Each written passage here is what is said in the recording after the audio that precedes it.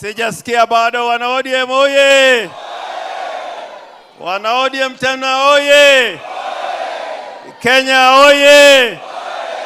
Kenya oye! Nairobi oye!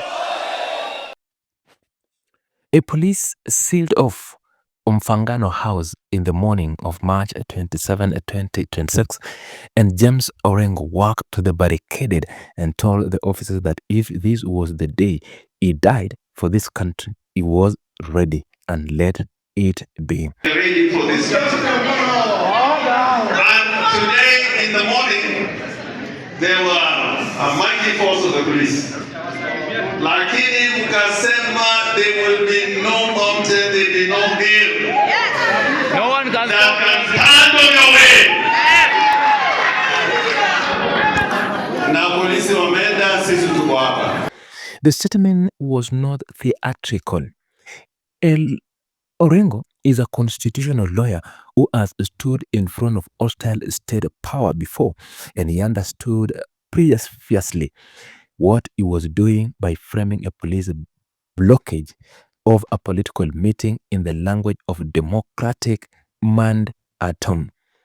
The Linda Mugeni faction had convened at Mfangano House to hold what it calls People's Convention, a direct counter to the Orange Democratic Movement Special National Delegates Convention running simultaneously at Jamhuri Park. Security agencies had been placed on high alerts before the gathering began. Utaingia bwana, utaingia. Piga! Utapiga nani? Utaingia! Utaingia!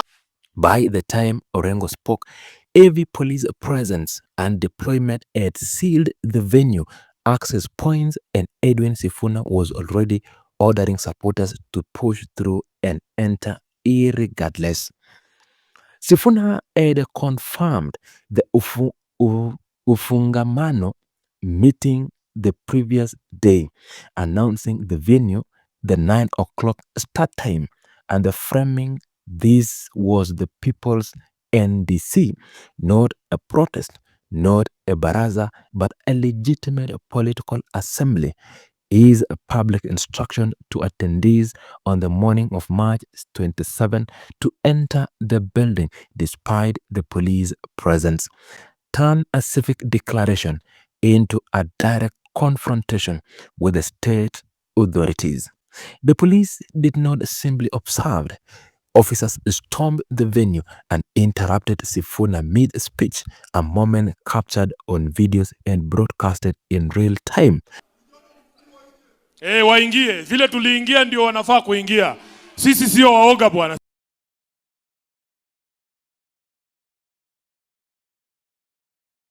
Across social media platforms. Orengo's role at Ufungamano was not accidental. As Siaya governor, he brought institutional weight and legal credibility to a faction that needed both. His presence signaled that the Linda Mugeni movement was not a fringe protest organized by disgruntled MPs. It had sitting governors, senior constitutional figures, and legal argument behind it.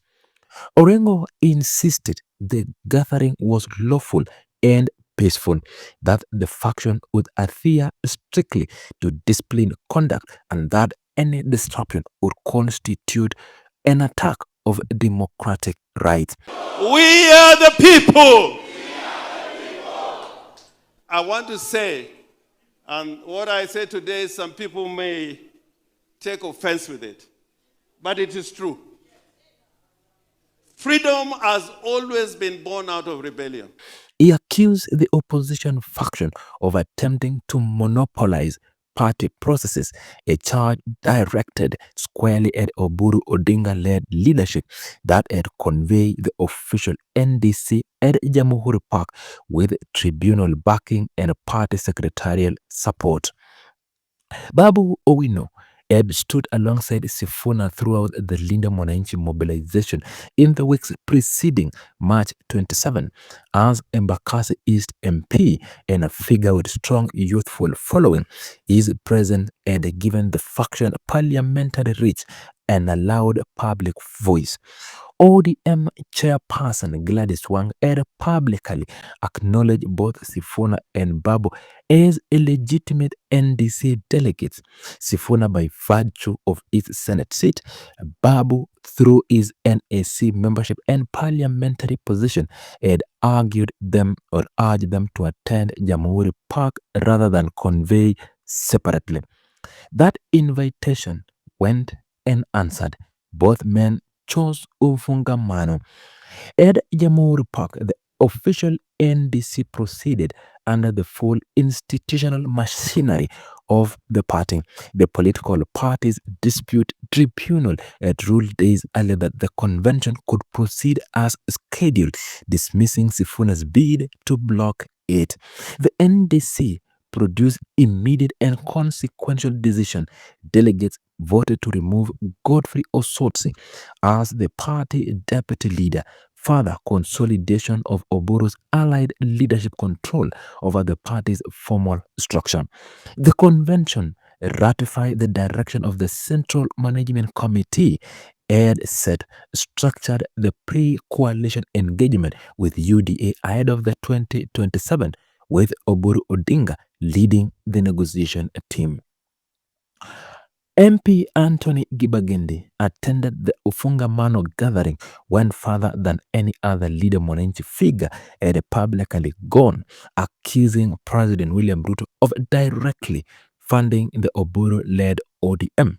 The accusation carried a significant political weight because it externalized the factional conflict, reframing it not as an internal ODM dispute about the coalition strategy, but a state house operation to capture the opposition's largest party from within. The claims was unverified but politically potent, and its circulation on the same day as the police blockage fed a narrative that the state was actively suppressing the dissenting factions within the ODM.